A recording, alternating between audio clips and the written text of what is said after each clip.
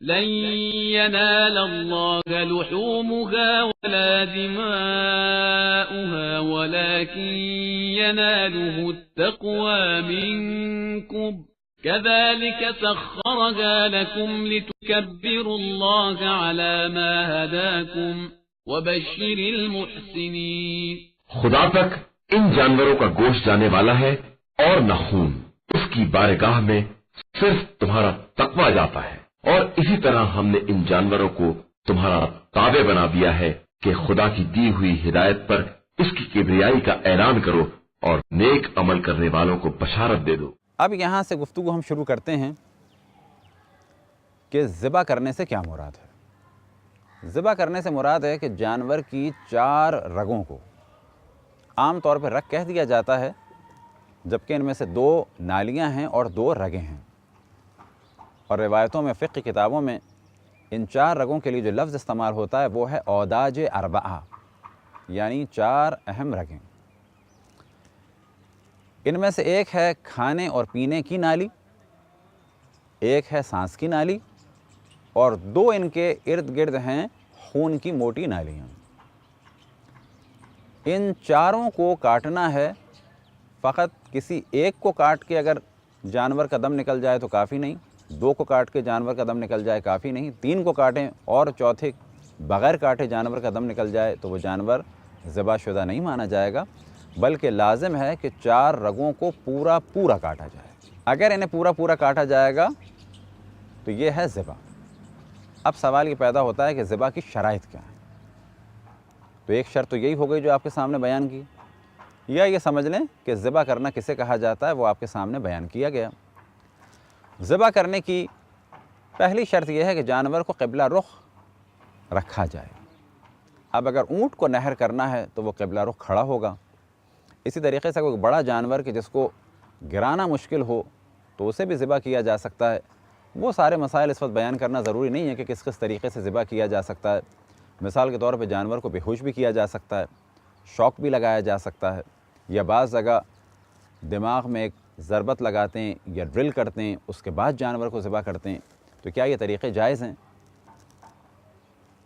تو یہاں پر ایک جواب دیا جائے گا کہ اگر یہ جانور ذبح کرنے سے پہلے زندہ ہیں اور زندہ جانور کو قربان کیا جا رہا ہے یا زندہ جانور کو ذبح کیا جا رہا ہے، چاہے وہ بے ہوش ہی کیوں نہ ہو، تو یہ ذبح کیا جانا صحیح ہے اور جانور حلال ہوگا. لیکن اگر یہ مر چکا ہے تو پھر حلال نہیں ہوگا.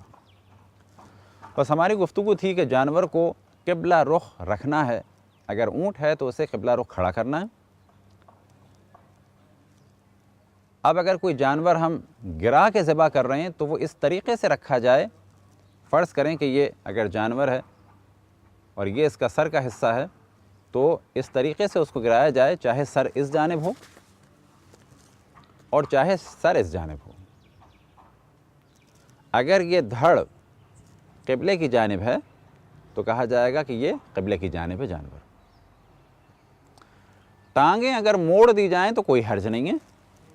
جنرل پبلک یہ کہے کہ یہ جانور اس وقت لیٹا ہوا کس جانب ہے، اور فرض یہ کریں کہ یہ اس کی پیٹھ ہے، یہ اس کا پیٹ ہے اور یہاں ٹانگیں ہیں، تو یہ جانور اس طریقے سے قبلے کی جانب ہے اور سامنے قبلہ ہے. سر یہاں بھی ہو سکتا ہے، کوئی حرج نہیں ہے، اور یہاں بھی ہو سکتا ہے. پاؤں آیا واجب ہے کہ اس طریقے سے سیدھے رکھے جائیں؟ یہ واجب نہیں ہے. پاؤں مڑ بھی جائیں کوئی حرج نہیں ہے، بس دھڑ قبلے کی جانب وہ کافی ہے. بس پہلی شرط یہ ہے کہ قبلہ رخ ہو جانور. دوسری شرط یہ کہ ذبح کرنے والا مسلمان ہو. مسلمانوں میں شیعہ ہو، سنی ہو، دیوبندی ہو، بریلوی ہو، کوئی بھی ہو، مسلمان ہو. لیکن اگر دشمن اہل بیت ہے، بغض اہل بیت ہے، اہل بیت کی توہین کرتا ہے، تو یہ مسلمان گھر میں پیدا تو ہوا تھا لیکن اب اس توہین کی وجہ سے کافر ہو چکا ہے. اسی طریقے سے جو بھی شخص ائمہ علیہ السلام کو گالی دے، ان کے خلاف جنگ کرے، وہ بھی ناسبی ہے اور اس کے ہاتھ کا ذبیحہ حرام ہے. اسی طریقے سے اگر کوئی شخص اپنے آپ کو شیعہ کہے یا شیعہ گھر میں پیدا ہوا ہو یا شیعہ کنورٹ ہو گیا ہو، لیکن اس قسم کے نظریات پھیلائے، کسی امام میں خداوند تبارک و تعالیٰ سما گیا یا کوئی امام خدا ہے، تو وہ بھی بظاہر شیعہ ہے لیکن وہ کافر ہے. بس دوسری شرط یہ ہے کہ جانور کو ذبح کرنے والا مسلمان ہو، چاہے وہ شیعہ ہو چاہے وہ سنی ہو. تیسری شرط یہ کہ چھری حلقوم سے نیچے رکھی جائے۔ حلقوم کیا جگہ ہے؟ جسے اردو میں کہا جاتا ہے نرخرا۔ اگر آپ جانور کی گردن کو اس طرح سے بلند کریں تو ایک بلند جگہ یہاں پر نظر آئے گی، یہ حلقوم ہے جو ایک ہڈی سے ابھری ہوئی ہوتی ہے۔ اس سے نیچے رکھنا ہے چھری کو، یعنی تھوڑا نیچے، کس جانب؟ دھڑ کی جانب۔ لٹانے کے بعد بعض دفعہ لوگ غلطی کر جاتے ہیں کہ نیچے کون سی جگہ مانی جائے گی، تو آسان طریقہ یہ کہا جائے کہ اگر جانور کھڑا ہو اور کہا جائے کہ نرخرے سے نیچے، تو یہ جگہ مانی جائے گی، نہ کہ اوپر والی جگہ۔ اوپر والی جگہ نرخرے سے اوپر مانی جائے گی، پس چھری نرخرے سے نیچے پھیری جائے۔ چوتھی شرط کہ جس کی جانب بعض مراجع نے بہت زیادہ تاکید کی ہے، وہ یہ کہ جس چیز سے ذبح کیا جائے وہ اختیار کے عالم میں لوہے کی ہو۔ اب کیونکہ عام طور پہ قربانی اختیار کے عالم میں ہوتی ہے تو کوشش کریں کہ چھری لوہے کی ہو، حتیٰ بعض مراجع اسٹیل کی چھری کی بھی اجازت نہیں دیتے بنا بر احتیاط واجب۔ اب اگر ذبح کرنا چاہیں تو آپ دیگر مراجع کی جانب رجوع کر لیں، ایک تو یہ طریقہ ہے، لیکن احتیاط کی رائے یہ ہے کہ آپ جو قصائی آپ کے آیا ہے اس سے کہیں، اور عام طور پہ قصائی اسٹیل کی چھری استعمال نہیں کرتے، اسٹیل سے مراد اسٹین لیس اسٹیل، بلکہ وہ خالص اسٹیل یعنی لوہے کی چھری استعمال کرتے ہیں، اور احتیاط یہی ہے کہ جس چیز سے ذبح کیا جائے وہ چیز لوہے کی ہو۔ پانچویں شرط یہ کہ جب چھری پھیری جائے تو وہ ذبح کی نیت سے ہو۔ ایسے نہیں کہ کوئی اور کام کر رہے تھے اور گردن کٹ گئی، بلکہ وہ ذبح کی نیت سے ہو۔ اور ذبح سے پہلے جو ایک اہم ترین شرط ہے وہ یہ کہ اللہ سبحانہ و تعالیٰ کا نام لیا جائے، بسم اللہ الرحمن الرحیم، یا یہ کہ بسم اللہ یا اللہ اکبر، اور یہ نام بھی ذبح کی نیت سے لیا جائے۔ مثال کے طور پہ کوئی آپ سے اس دوران پوچھتا ہے کہ چائے پیجئے، اور آپ اس سے مخاطب ہو کے کہیں کہ بسم اللہ، یعنی بسم اللہ سے آپ کی مراد کیا ہے؟ یعنی آپ پیجئے، اور اس دوران آپ ذبح کر دیں تو کہا جائے گا کہ یہ بسم اللہ ذبح کے لیے نہیں تھا، بلکہ کسی کو چائے پیش کرنے کے لیے تھا۔ ضروری ہے کہ اللہ سبحانہ و تعالیٰ کا نام لیا جائے ذبح کی نیت سے۔ اب ان دو شرائط کی جانب توجہ رہے کہ اگر ذبح کے دوران جانور قبلے سے ہٹ جائے، یا یہ کہ غلطی ہو جائے، یا یہ کہ پریشانی میں اور گھبراہٹ میں نیت تھی کہ اللہ کا نام لینا ہے لیکن اللہ کا نام لینا بھول جائیں یا گھبرا جائیں، تو ایسی صورت میں جانور حرام نہیں ہوگا اور یہ قربانی جائز ہے۔ لیکن اگر جان بوجھ کے قبلے سے ہٹایا جائے اور جان بوجھ کے اللہ سبحانہ و تعالیٰ کا نام نہ لیا جائے تو یہ جانور مردار ہے اور نجس ہے، اس کا کھانا اور پینا اور بیچنا، اور اس کی کھال بھی نجس ہوگی اور کھانا پینا اور بیچنا اس کا حرام ہوگا۔ چھٹی شرط یہ کہ اس کا خون بہنے دیا جائے، معمول کے مطابق اس کا خون بہنے دیا جائے۔ اسی طریقے سے ایک شرط ہے، اور اس شرط کا تعلق اس جانور سے ہے کہ جس کے بارے میں ہمیں شک ہو ذبح کے وقت کہ یہ زندہ ہے یا نہیں ہے۔ فرض کریں جانور کا ایکسیڈنٹ ہو گیا یا کسی بلڈنگ سے گر گیا، تو اب ہمارے لیے جائز ہے کہ اس کو ذبح کر دیں۔ پس ایسے جانور کو کب ہم حلال مانیں گے؟ جب حلال مانیں گے کہ جب ذبح کے بعد یہ تھوڑی سی حرکت کرے، اور یہ تھوڑی سی حرکت چاہے اس کے پاؤں میں ہو، اور چاہے اس کی دم میں ہو، اور چاہے اس کی آنکھ میں ہو۔ اگر اس قسم کے جانور نے کچھ حرکت کی تو کہا جائے گا ہمیں یقین حاصل ہو گیا ہے کہ جب ہم نے اس کو ذبح کیا ہے اس وقت یہ زندہ تھا۔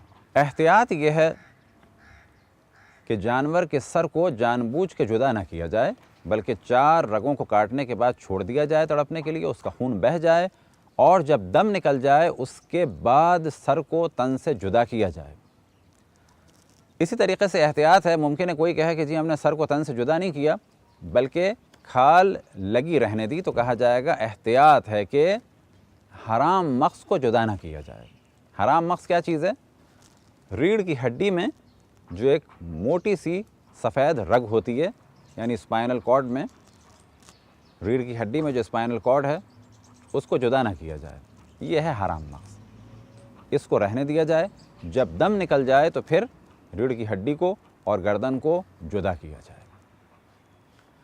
اسی طریقے سے کہ احتیاط ہے کہ اوپر سے چھری پھیری جائے، مثال کے طور پہ کوئی چھری کو پہلے اندر گھوپ دے اور باہر کی جانب کاٹے، تو یہاں پر اکثر مراجع احتیاط فرماتے ہیں کہ یہ بھی کام بنا بر احتیاط جائز نہیں ہے۔ یہ شرائط تھیں جانور کو ذبح کرنے کی۔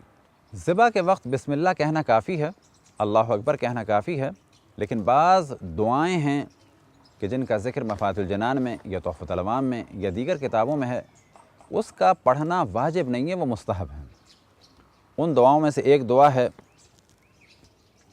وجہت وجہی للذی فطر السماوات والارض حنیفا مسلما وما انا من المشرکین ان صلاتی ونسکی ومحیای ومماتی للہ رب العالمین لا شریک لہ وبذالک امرت وانا من المسلمین اللہم منک ولک اللہم تقبل منی۔ یہ دعا ہے کہ جو مفاتیح میں بھی ہے اور اسی طریقے سے تحفۃ الانوام میں بھی ہے، لیکن اگر اس دعا کو نہ پڑھا جائے، فقط یہ نیت ہو کہ ہم حضرت ابراہیم علیہ السلام کی یاد کو تازہ کرنے کے لیے اس قربانی کو اللہ سبحانہ و تعالیٰ کی بارگاہ میں پیش فرما رہے ہیں اور فقط بسم اللہ کہہ دیا جائے تو کافی ہے۔ ذبح سے متعلق اس جانب توجہ دلائیں کہ بعض علاقوں میں، خصوصاً پنجاب کے بعض علاقوں میں، قربانی کے ایام میں عیسائی حضرات قربانی کے لیے نکلے ہوتے ہیں، تو کیا ان سے قربانی کرانا جائز ہے؟ قطعاً جائز نہیں ہے۔ اب اگر قصائی عیسائی ملا کوئی نہ ملا تو کیا کریں؟ تو یہ ذہن میں رکھیں کہ وہ جو ہم نے شرط بیان کی کہ ذبح کرنے والا مسلمان ہو، اس سے مراد یہ ہے کہ 4 رگیں کاٹنے والا، یعنی کھانے اور پینے اور سانس کی نالی اور 2 خون کی نالیوں کو کاٹنے والا مسلمان ہو۔ بس فرض یہ کریں کہ آپ قصائی نہیں ملا اور ایک نان مسلم قصائی ملا ہے، تو آپ ان 4 رگوں کو اپنے ہاتھ سے آخر تک کاٹ دیں۔ کھال اتارنے کا کام اور بوٹی کا کام کوئی بھی انجام دے دے، کوئی حرج نہیں ہے، چاہے وہ مسلمان ہو چاہے وہ غیر مسلمان ہو، کیونکہ گوشت کو تو بعد میں ہر صورت میں پاک کرنا ہی ہے۔